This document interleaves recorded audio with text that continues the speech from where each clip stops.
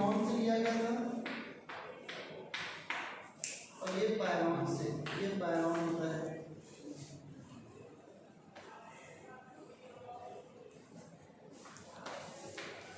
ठीक है, तो फ्रक्टोज का साइक्लिक स्ट्रक्चर मैं फिर से बताता हूँ आपको। फ्रक्टोज का ओपन स्ट्रक्चर होता है CH2OH, C double bond O, और थर्ड कार्बन पे कॉन्फ़िगरेशन अलग होता है, यहाँ पर OH और ये H हो गया। इसके बाद अदर सभी OH लाइट में होते हैं। ठीक है, इसका ओपन चेन स्ट्रक्चर है, बोलो। अब इसका साइक्लिक स्ट्रक्चर कैसे बनता है? इसमें साइक्लिक स्ट्रक्चर क्या होता है कि 1 2 3 4 5 OH group at C5 carbon involve होता है हेमीकीटल फॉर्मेशन में, राइट। सो ये इसका लोन पेयर बात निकलो पीछे, इसका लोन पेयर इस तरह क्या करेगा, यहाँ पे क्या जाएगा O माइनस और फिर ये H प्लस इसके O के पास जुड़ जाएगा। इससे बनता ना हेमीकीटल, तो क्या बन गया CH2OH। इसके बाद क्या है COH एंड लेफ्ट में OH हो गया H OH H,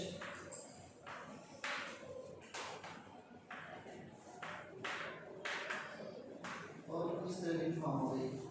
ठीक है, कितने मेंबर रहेंगे? 5, राइट। 1 2 3 4 और ये ऑक्सीजन 5। तो रिंग में 4 तो कार्बन है और एक क्या है ऑक्सीजन। तो कौन कौन से कार्बन रिंग में पार्टिसिपेट कर रहे हैं? कार्बन 2 3 4 5 और एक ऑक्सीजन। तो ये 5 में रिंग किससे बनाया हम लोगों ने? फ्यूरॉन से। तो फ्यूरॉन बना लिख लो, सॉरी फ्यूरॉन की तरह की स्ट्रक्चर बना लो, इससे बना लिया हमने।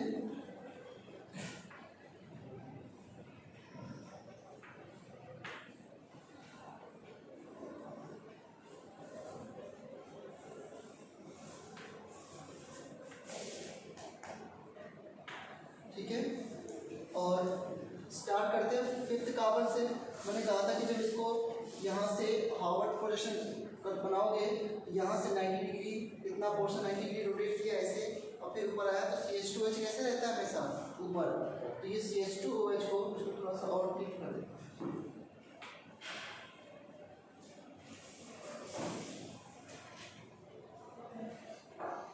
ना ये CH2OH ऊपर कर दिया मैंने, और इसके बाद H ये नीचे हो गया। फिर आते हैं 4th पोजीशन पे। ये कौन से पोजीशन में ड्रॉ की? 5। फिर 4th में आते हैं।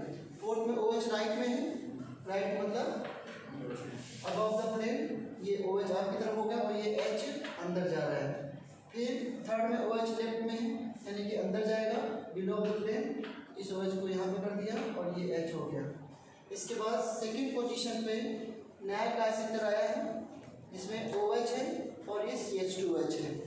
तो अगर इस OH को इसके साथ राइट में पुट करते हो, अब ये राइट मैंने किधर दिखा है, ये देखो ना, तो ये 4th पोजीशन पर और ये 2nd पोजीशन पर अगर OH एक डायरेक्शन में है, 4th और 2nd में। ठीक है, मैंने इसको साथ राइट में कर दिया। ये आपका क्या था? Alpha fructose. This is alpha fructose. और अगर बीटा फ्रक्टोज बनाना है तो फिर इस पोजीशन पर इसमें क्या होते हैं लोग? Anomeric carbon, anomeric carbon. ठीक है, इस पोजीशन पर इस OH को ऊपर कर दो।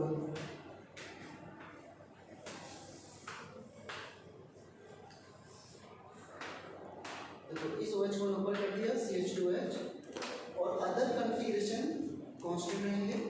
यहाँ पे CH2OH H, और इसके बाद यहाँ पर H OH OH और H। कोई दिक्कत नहीं, ये आपका बीटा फ्रक्टोज है।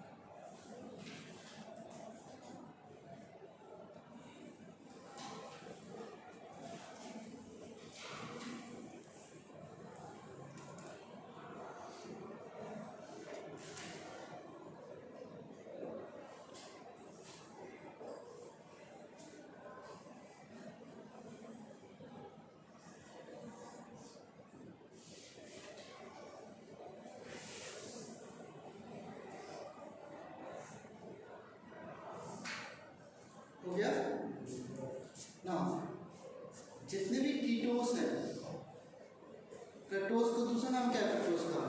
वो जो मैंने नॉमेनक्लेचर बताया था मोनोसेकेराइड के लिए कीटोहेक्सोज।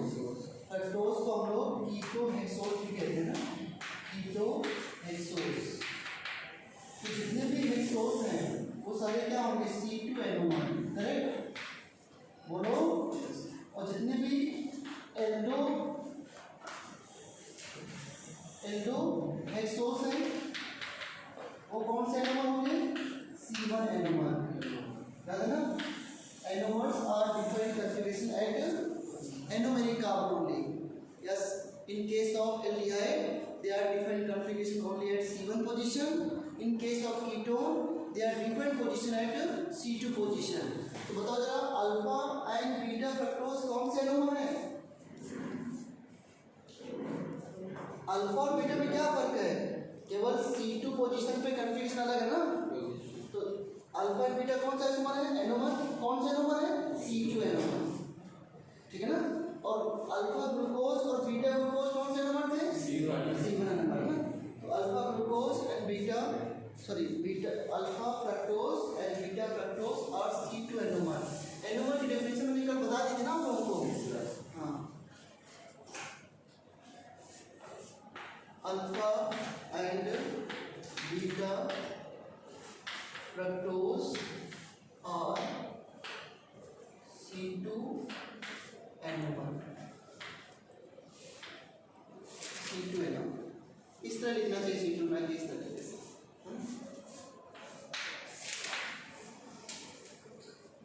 और अल्फा एंड बीटा ग्लूकोज और C1 एनोमर। क्वेश्चन लिखो, how can we distinguish glucose and fructose? How can we distinguish glucose and fructose?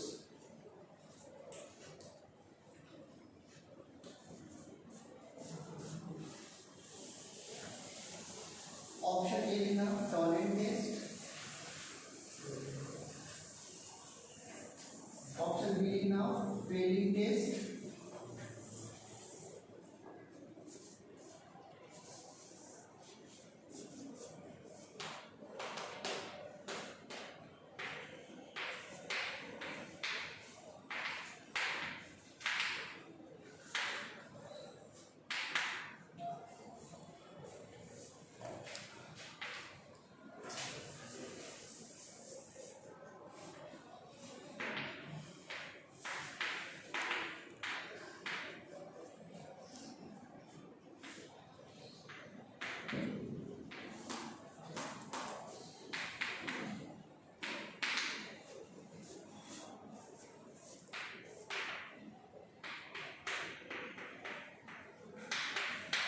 Tollens test, दूसरा है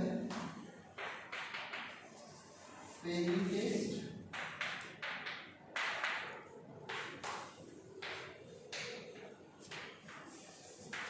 बेसिक टेस्ट, और ये है bromine water test, bromine water test. बताइए कैसे distinguish कर सकते हो आप उसको? आपको पता है कि जो ग्लूकोज है CHO, दिस इज ग्लूकोज,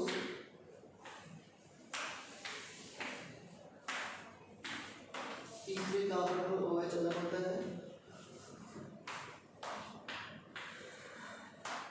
इसको ड्रॉ करते करते हाथ दर्द करने लगते हैं, ठीक है। और ये आपका fructose CH2OH C double bond O and left में है OH H OH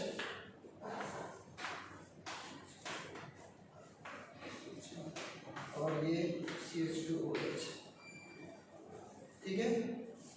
कैसे डिस्टिंग्विश करोगे? हाँ, आल्दो फ्रक्टोज में कीटोन है, बट फ्रक्टोज जो होता है वो टॉलेंट टेस्ट देता है, फेलिंग टेस्ट भी देता है और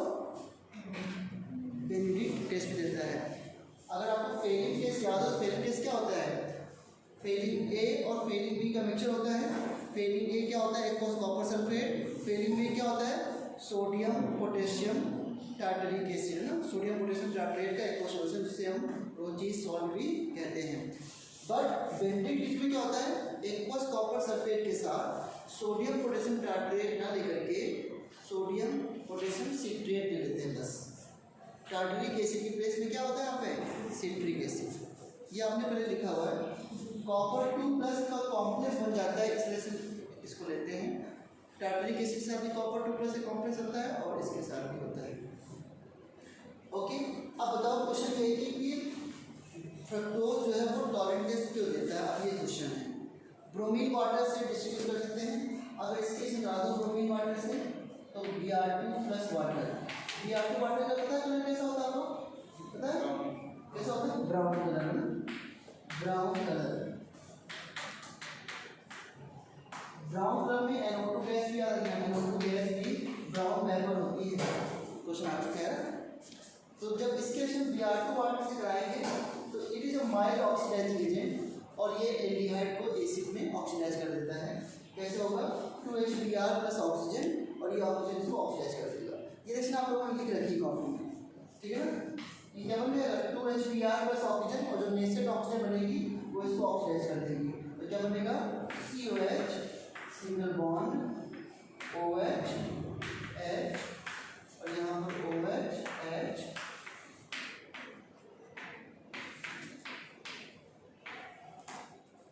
ठीक है, इस कंपाउंड का नाम क्या है, याद है किसी को, ग्लूकोनिक एसिड। क्या नाम है इसका, ग्लूकोनिक एसिड।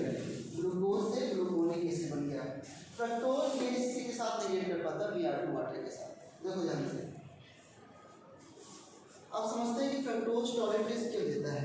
तो इसका आंसर क्या होगा, पहली बात बताओ मुझे, we can distinguish from bromine water phase.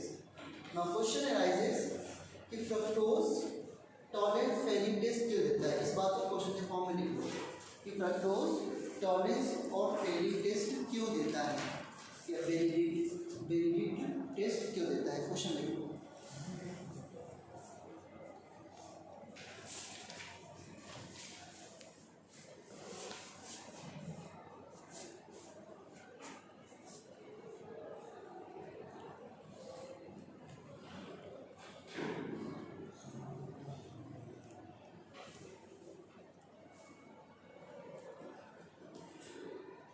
ठीक है ना,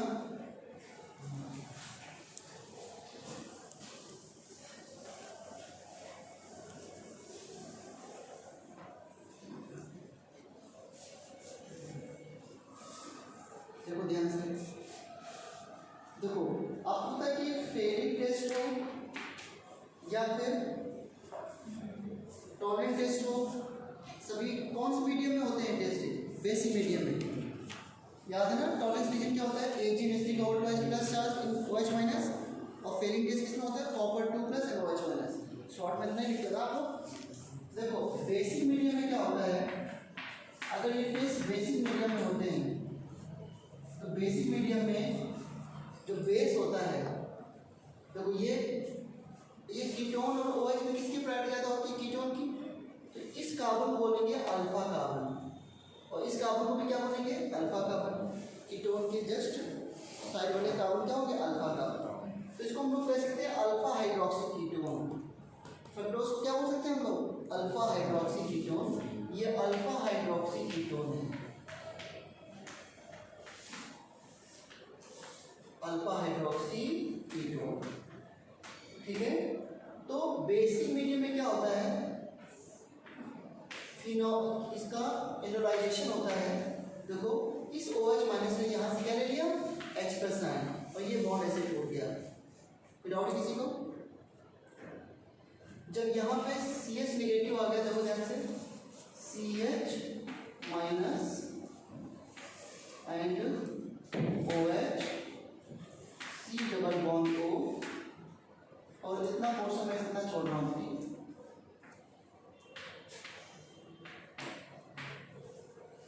कोई डाउट है किसी को इसमें। अब क्या होगा इसके बाद रेजोनेंस, इसको मैंने यहाँ से किया और ये O नेगेटिव हो गया। कोई डाउट है किसी को, ये बन गया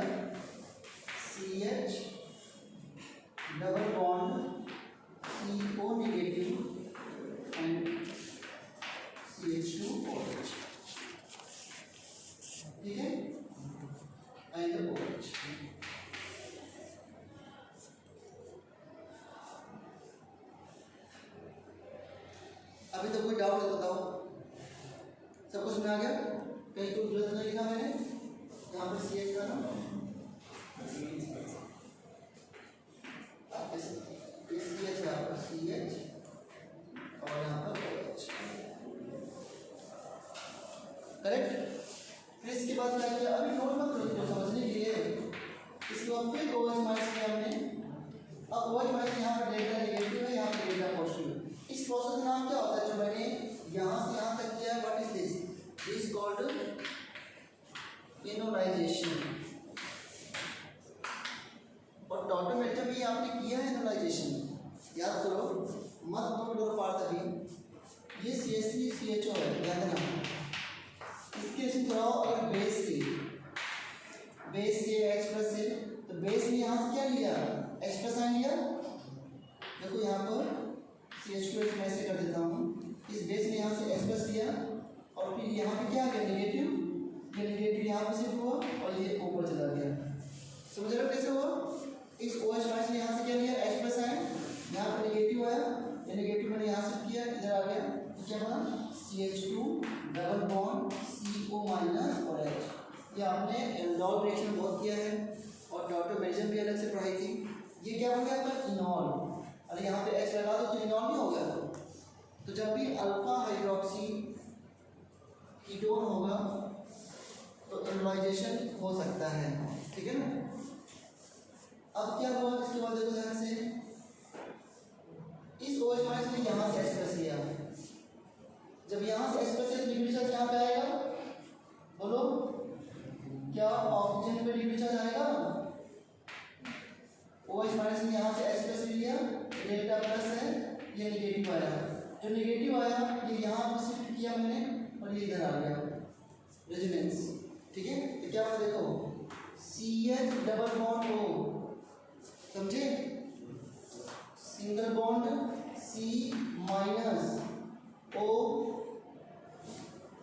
अब आप देखो यहाँ पे वाटर से H जोड़ सकते हो आप, यहाँ पे ये क्योंकि मीडियम तो वाटर ले रखा है हमने, बेसिक मीडियम में साथ में वाटर होगा, तो आप यहाँ पे क्या करते हैं? वाटर से H जोड़ दीजिए, ठीक है? कि वाटर से यहाँ पे H भी आ जाएगा, तो नेगेटिव OH और इतना कुछ नहीं हो गया और CH2OH,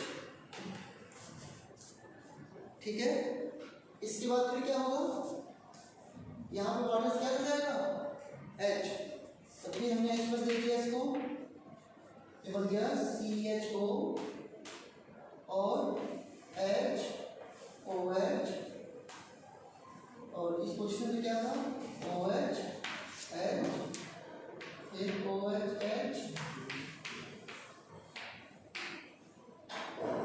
क्या समझे बात को?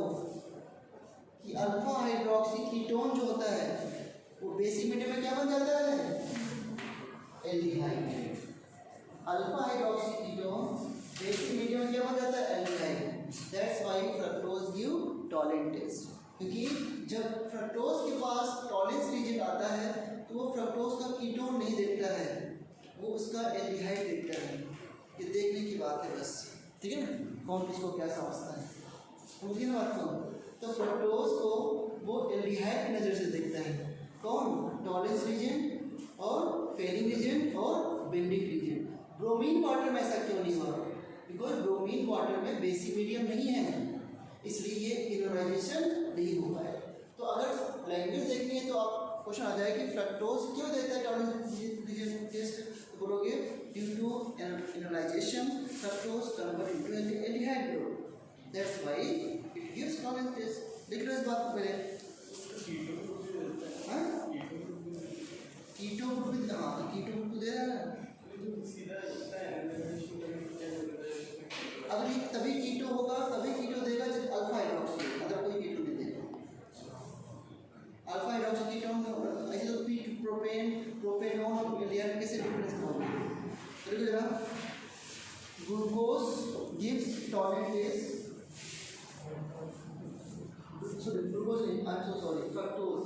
fructose gives tolerant taste, failing taste, etc. due to enolisation.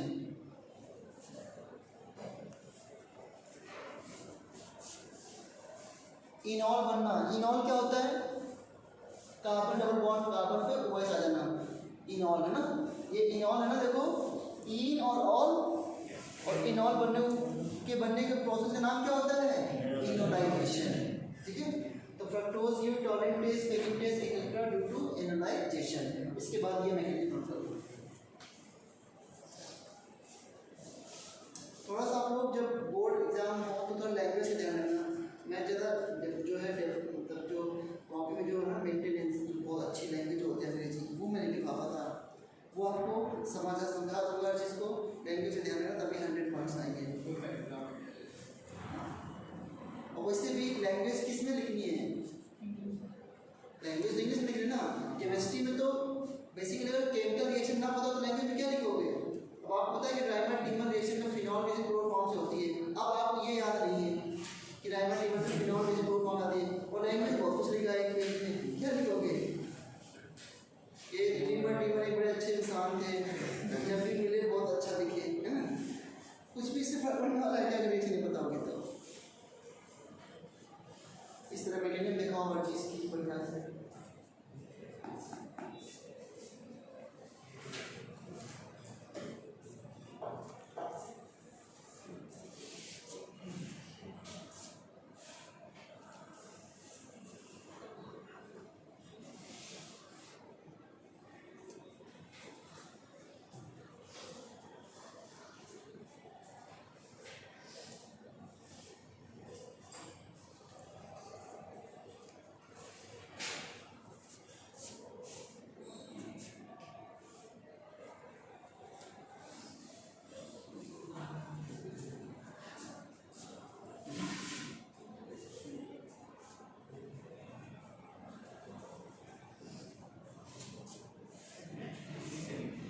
क्या कहाँ पे 1 2 3 यहाँ पे? हाँ, इसमें जब नेगेटिव आया था उसको मैंने वाटर से H भी दे दिया है। सो आप यहाँ पे नोट कर सकते हैं, मैंने यहाँ पे H पॉजिटिव दे दिया फ्रॉम वाटर। ऑक्सीजन जब भी नेगेटिव आएगा वो वाटर से H देगा।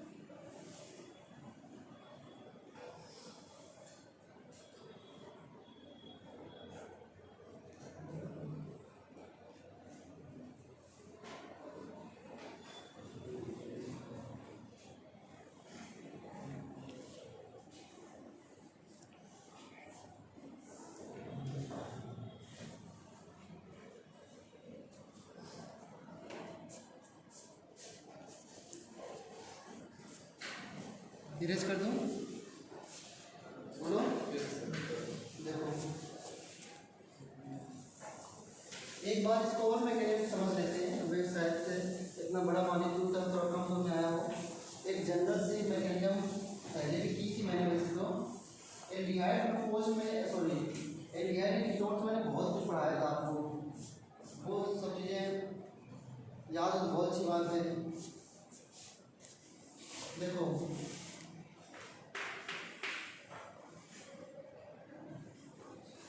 यहाँ पे R लगा दिया और यहाँ पे CH है। ये कंपाउंड क्या बताओ? अल्फा हाइड्रोक्सी कीटोन है क्या ये? बोला है कि नहीं? देखो ये कार्बन के बाद ये अल्फा कार्बन हो गया और इस पे क्या जुड़ा OH। अब इसको समझ लेते हैं मैकेनिज्म से। ये कंपाउंड टॉयलेट टेस्ट देगा क्योंकि अल्फा हाइड्रोजन कीटोन है। तो फिर से टॉयलेट टेस्ट क्या होगा बच्चों? AgNH3 का 4 twice plus charge and medium कैसा होता है इसमें? Basic medium. तो बेसिक मीडियम की वजह से देखो इसका होगा इक्वलाइजेशन। सारे इक्विवेलेंस के होते वैसे तो ये H इसमें यहाँ से अल्फा H उठा लिया। अल्फा H को क्यों लिया? बिकॉज यही एसिडिक है। क्यों एसिडिक है? क्योंकि यहाँ नेगेटिव चार्ज जो है इस O के साथ क्या जा रहा है? हाइड्रोजन जा रहा है, इसलिए अल्फा H को मैं पिक कर रहा हूँ। आई बात समझे? अगर इस H को पिक करता तो क्या नेगेटिव चार्ज O पे आता और हाइड्रोजन में जाता? नहीं आता। जब यहाँ डबल बॉन्ड आ जाएगा ना तब ये हाइड्रोजन एसिडिक हो जाएगा। जब यहाँ डबल बॉन्ड आ जाएगा तो ये हाइड्रोजन क्या हो जाएगा? एसिडिक। आप देखना, इसलिए दोबारा कर रहा हूँ कि और थोड़ी बात क्लियर हो जाए। तो OH माइनस यहाँ से H प्लस लेगा, यहाँ पे क्या आएगा फिर? Negative charge. तो आ जाएगा C माइनस OH और यहाँ पर C डबल बॉन्ड हो। अब आपको पूरा ज़्यादा क्लियर होगा बच्चों। अब देखो यहाँ पर मैंने इसे रेफरेंस किया तो यहाँ पर O नेगेटिव हो गया। ठीक है, तो बन गया C double bond C O negative, यहाँ पर OH और ये R हो गया। ठीक है ना? अब वाटर से यहाँ पे क्या दे दूँ मैं? H। तो हमने वाटर से इसको H दे दिया, उनमें COH डबल बॉन्ड और R। अब ऐसा होने के बाद ये H ज़्यादा एसिडिक हो गया। क्यों एसिडिक हो गया? क्योंकि नेगेटिव चार्ज अगर आएगा तो इसके साथ क्या जाएगा? रेजोनेंस में। नाउ अगेन OH माइनस से मैंने फर्दर इस H को उठा लिया। तो यहाँ पे क्या है? इस ऑप्शन पे क्या है बच्चों? नेगेटिव। नेगेटिव बाद ये नेगेटिव रेजोनेंस करेगा, इसको उधर तोड़ दिया हमने, यहाँ पॉजिटिव नेगेटिव डबल बॉन्ड हो गए। तो ये बन गए C डबल बॉन्ड O। देखो ध्यान से, C डबल बॉन्ड O, इसमें क्या है? C डबल बॉन्ड O और कुछ मैंने गलत किया था ना, यहाँ पर एक कार्बन को मैं एक हाइड्रोजन कम किया मैंने यहाँ पर ना, यहाँ पे CH और होना चाहिए था ना, CH और CH। ठीक है, तो C डबल बॉन्ड O और यहाँ पे क्या है बच्चों? C नेगेटिव और OH और ये क्या हो गया? R। नहीं समझ आया क्या आप लोगों को? अब बाद में ये क्या बन गया? पहले देखो क्या बन गया? एल्डिहाइड। पहले क्या था? Ketone. That is by analysation. ठीक है ना? तो फिर से वापस से मैकेनिज्म हो गई, बाद में वाटर से वहाँ पे H आ जाएगा। तो अब ज़्यादा क्लियर हो गया आपको? पहले मैंने H अल्फा वाला हटाया था, बाद मैंने H OH वाला हटाया क्योंकि वो ज़्यादा एसिडिक हो गया। रेजोनेंस के हिसाब से देख रहा हूँ। ठीक है भाई, समझ आ गया? Okay.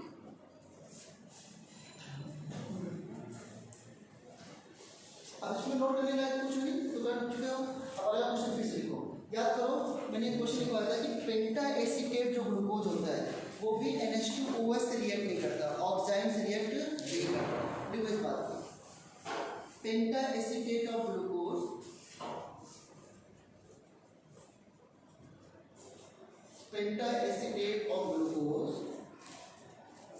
does not react with NH2OH और टॉलिन टेस्ट है, ये भी टॉलिन टेस्ट में देता। Penta acetate of glucose does not react with NH2OH or it does not give Tollens test and it does not give Tollens test. Why?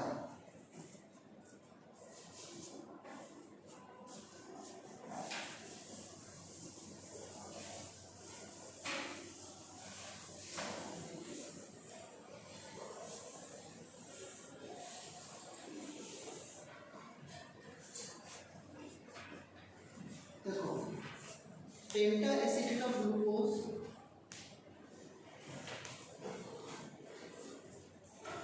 टॉलिन test नहीं देता। क्या reason है इसका? देखो आपको पता है कि CHO और OH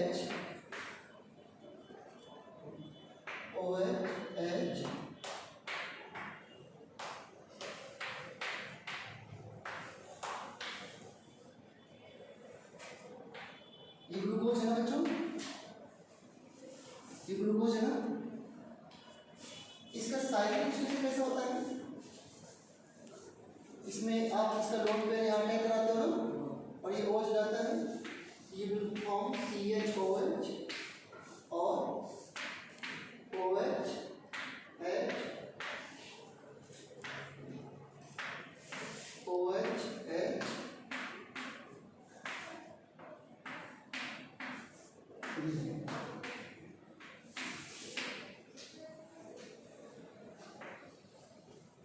यानी से साइक्लिक स्ट्रक्चर है ना। एक्चुअल में क्या होता है, जब ग्लूकोज में 5 मॉलिक्यूल डाले जाते हैं एसिटिक एसिड के, एसिटिक एनहाइड्राइड के एस्टरिफिकेशन के लिए, ये चेक करने के लिए इसमें 5 होना चाहिए। तो ध्यान देना, जब इसमें 5 मॉलिक्यूल्स एसिटिक एनहाइड्राइड डाले जाते हैं,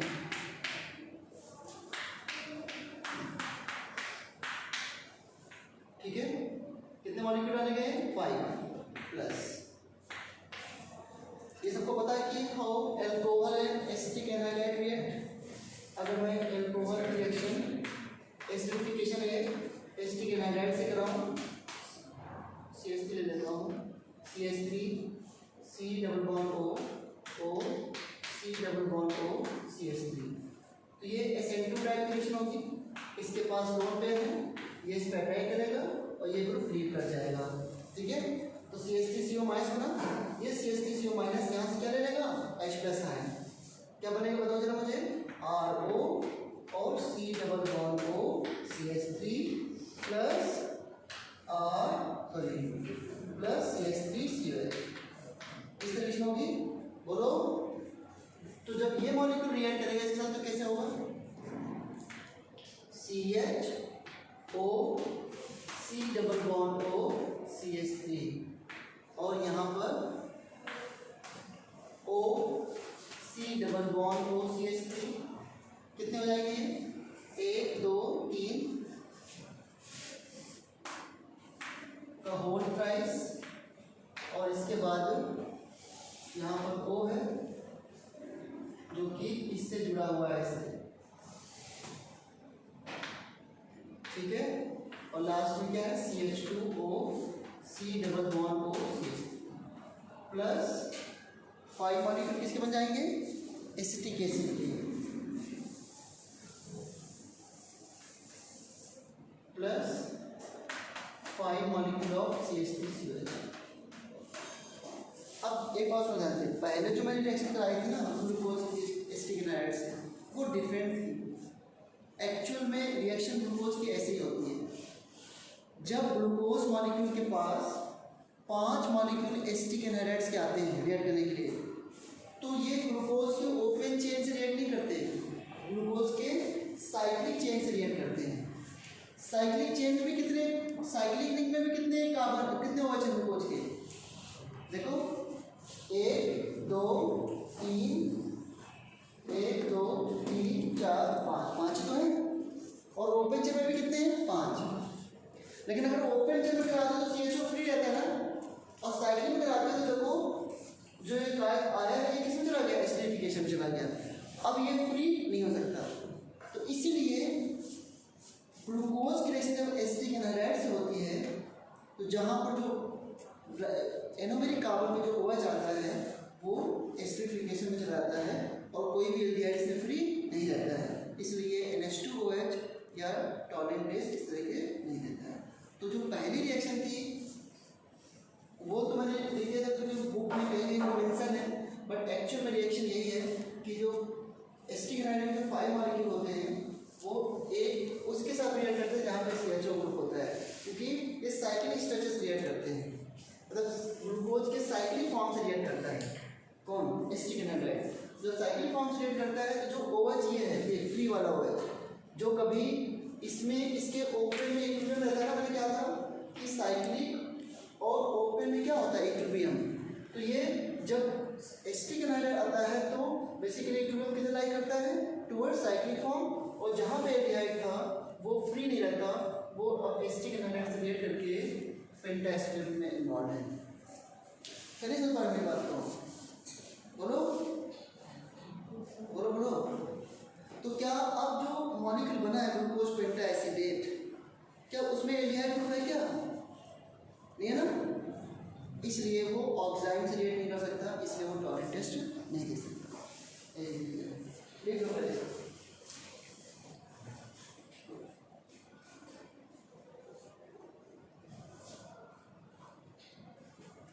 प्रदीप की बुक है किसी के पास,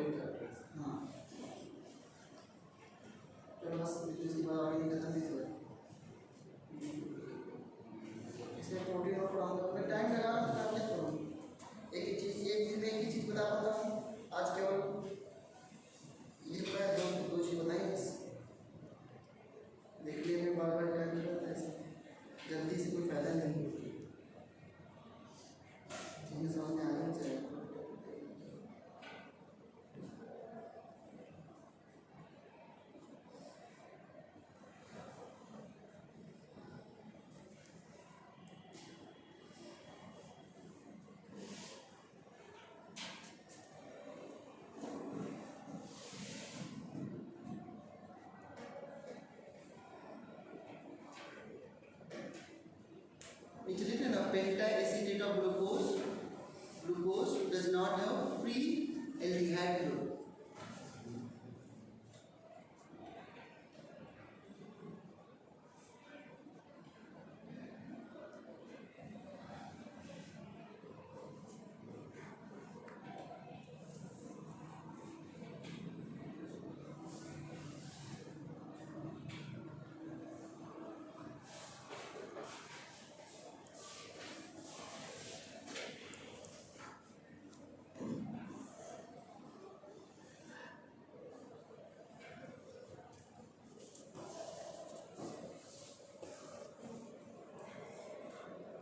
केमिस्ट्री का यूनिट टेस्ट कब है पता है क्या?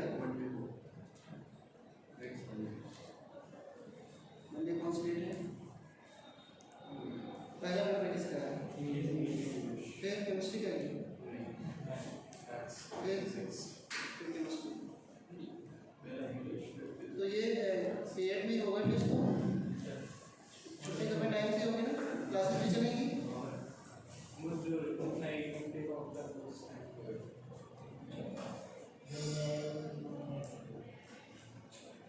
पेपर कौन बनाएगा इसके? हम तो बताया नहीं थे। दूसरे टीचर बना देता हूँ।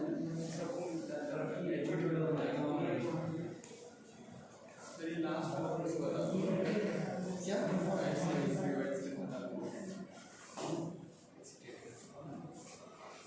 क्या मैंने बोला? एसिडिटी के साथ रिएक्शन करवाई था वो एक बार बता। इस नाउ वापस रिएक्शन से बस ये जो ये कैसे इसके साथ रिएक्ट कर रहा है, ओवर के साथ जैसे रिएक्ट करता है वैसे रिएक्ट कर रहा है। अभी मैं बताया ना आपको, इस मान लो अगर मैं CH3OH रिएक्शन कराऊं एसिटिक एनाहाइड्राइड से तो कैसे बनाऊंगा और सभी OH इसके इसी तरीके से रिएक्ट करेंगे। बताओ कैसे होगी? इसके बाद लोग कर रहे हैं और इतना पोर्शन क्या है? नेगेटिव ग्रुप है। CH3CO- negative group because of resonance. इसके लोग पे यहाँ पे अटैक किया और ये पोर्शन पूरा हट गया और CH3CO- यहाँ से क्या मिलेगा? H+N। तो क्या बना बताओ? CH3O को यहाँ पे जोड़ दो तो क्या बन गया? CH3C डबल बॉन्ड कितना था पहले से और यहाँ पे इसका अटैक किया, इसका H को ये ले गया तो बन गया OCH3 प्लस CH3COH। वैसे यहाँ पे करना है, इसका लोन पे इस पर अटैक करेगा, ये हट जाएगा पूरा, जो यहाँ से H ले लेगा, तो इसका लोन पे अटैक करेगा, ये पूरा हट जाएगा, तो इसका लोन पे अटैक करेगा, ये पूरा हट जाएगा, इसका अटैक करेगा, यहाँ पे है नहीं ये, ठीक है। और ये बात चलेगी ना, pentacetate of glucose does not have free aldehyde group, that's why it does not react with NH2OH। यह टॉलरेशन देता है।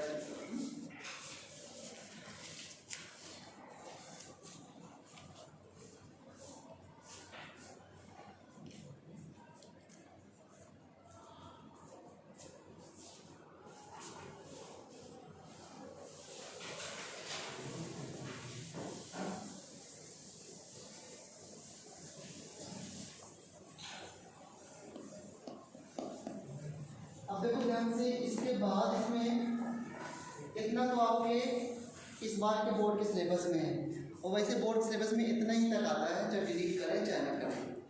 सुन रहे ध्यान से। इसके बाद इसमें स्ट्रक्चर ऑफ डाइसैकेराइड है और स्ट्रक्चर ऑफ पॉलीसैकेराइड है। इतना पोर्शन इस बार डिलीट कर दिया गया है और वैसे भी इससे कभी कोई क्वेश्चन आता भी नहीं था, ठीक है ना। तो कोई इसका बेनिफिट नहीं आपको, और वो तो मैं पूरा पढ़ाता ही था। अब आपके टेस्ट में तो कहो तो पहले जो टेस्ट में आने वाला है यूनिट टेस्ट वो पहले पढ़ा दूँ, इसके बाद प्रोटीन्स है और वापस से भी स्ट्रक्चर ऑफ डाइसैकेराइड पॉलीसैकेराइड पढ़ा दूँ। क्या कहते हो बताओ? वैसे डाइसैकेराइड के स्ट्रक्चर में कुछ नहीं बचा हुआ है। अगर आपको मोनोसैकेराइड स्ट्रक्चर आ गया तो डाइसैकेराइड स्ट्रक्चर में कोई दिक्कत नहीं। डाइसैकेराइड में क्या करना है? दो मोनोसैकेराइड लेकर के पीछे बांटने का स्ट्रक्चर ऑफ डाइसैकेराइड। एक तो गेस देखो, इसमें स्ट्रक्चर ऑफ सुक्रोज बताना है। गेस क्या मतलब खत्म नहीं हो जाएगा फिर। स्ट्रक्चर ऑफ सुक्रोज और ध्यान ऑफ सुक्रोज का स्ट्रक्चर नहीं आएगा एनसीईआरटी में, बोर्ड एग्जाम में। स्ट्रक्चर ऑफ सुक्रोज सभी बच्चों को पता है कि सुक्रोज में क्या होता है? अल्फा ग्लूकोज और क्या होता है? Beta fructose.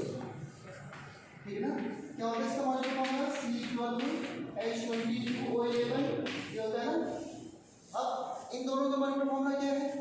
C6H12O6 C6H12O6 means इन दोनों से क्या निकालना है आपको?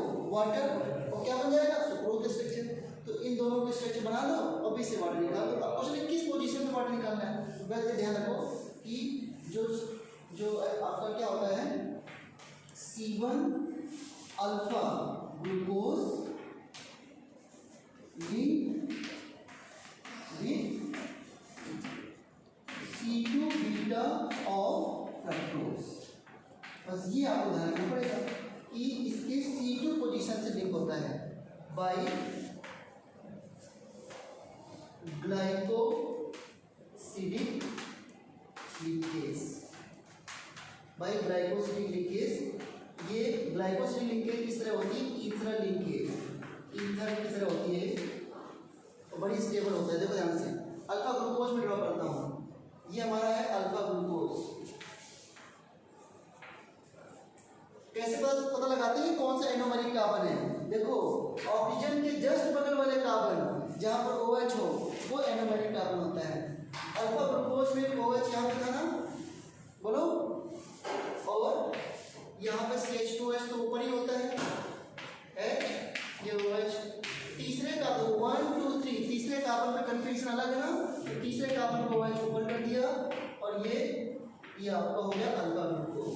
अब क्या बनाना है आपको? Beta fructose. तो बीटा फ्रक्टोज बनाना है यहाँ पे, देखो बीटा फ्रक्टोज। सो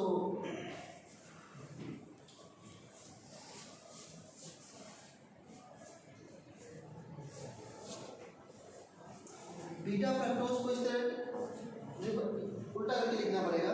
देखो ध्यान से,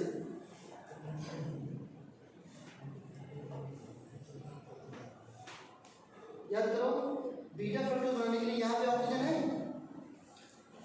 C2। अगर ये C2 पोजीशन है तो C2 पोजीशन पे देखो OH नीचे होता है, CH2OH ऊपर होता है, तो क्या होता है? अल्फा। यहाँ पर OH नीचे ऊपर और CH2OH नीचे कर दो, ये क्या होगा? बीटा। और इधर तो आपको पता है कि CH2OH तो ऊपर ही होता है और नीचे क्या होता है? H। अब देखो किस पोजीशन पे कंफ्यूजन अलग होता है? C3 पे। तो ये C2 है ना यहाँ पे, तो ये C2 है, ये क्या होगा फिर? C3। तो देखो ध्यान से, यहाँ पर OH ऊपर होगा, H नीचे, और यहाँ पर ये OH H। मुझे तो बहुत सिंपल लगता है बनाना, ठीक है। अब बताओ इसमें क्या करना है हमको? कहाँ से लिंक करना है? C1 अल्फा और C2 बीटा। ये इसका C1 है। कैसे पता चलता है C1 है? देखो ना ऑक्सीजन के बगल वाला ये होगा हमेशा, और ये ऑक्सीजन यहाँ पे इसके बगल में है। अब दोस्तों ऑक्सीजन के साइड में ये भी तो था, इसको क्यों नहीं बोला? यहाँ पर OH नहीं है। इस ऑक्सीजन के साइड में जिस कार्बन के पास जो कार्बन होगा और उस पर OH होगा, वही होगा एनोमरिक कार्बन। अदरवाइज में कंफ्यूजन हो जाता है हमेशा। अब देखो इन दोनों से क्या निकाल दो? वाटर। देखो निकल गया वाटर, ये नहीं समझ आया? और क्या बीच में ईथर जैसा बन जाएगा? बोलो। देखो मैंने यहाँ से वाटर डाल दिया और इसको ये H ऊपर रहेगा, इसमें CH2OH नीचे है, ये के बीच में ये इस तरीके से ईथर लिंकेज बन गई। देखिए सुक्रोज खत्म। ये सुक्रोज का स्ट्रक्चर है, नहीं समझ आएगा? सुक्रोज की स्ट्रक्चर में क्या था? Alpha glucose beta. अगर आपको मोनोसैकेराइड की मेहनत करनी है, इसके बाद डाइसैकेराइड में क्या है? वो तो मोनोसैकेराइड से आते हैं। ये ग्लाइकोसिडिक लिंकेज है जिसे हम लोग ईथर लिंकेज कहते हैं, बहुत स्टेबल होती है।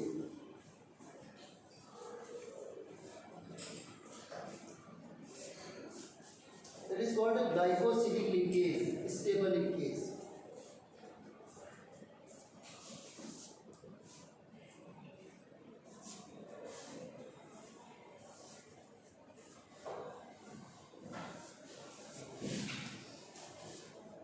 So one class more to finish this chapter. कल की क्लास में हम प्रोटीन्स करेंगे, ये चैप्टर हो जाएगा और आपका पार्ट 1 पूरा हो जाएगा, पार्ट 2 पूरा हो जाएगा। पार्ट 1 में भी आपको 2 चैप्टर बचते हैं, P block and D block.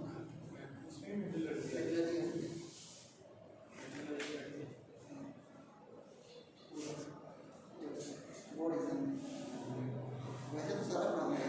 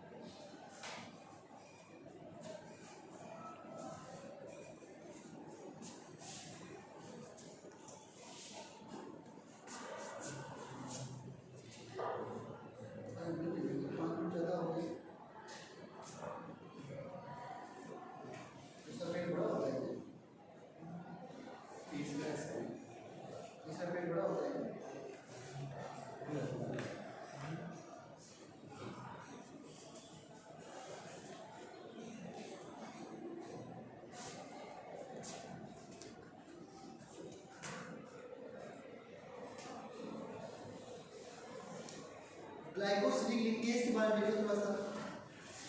अगर मैं इसको इसे डिफाइन करना चाहूँ तो देखो आपको समझ में आ रहा है कि नहीं आ रहा है।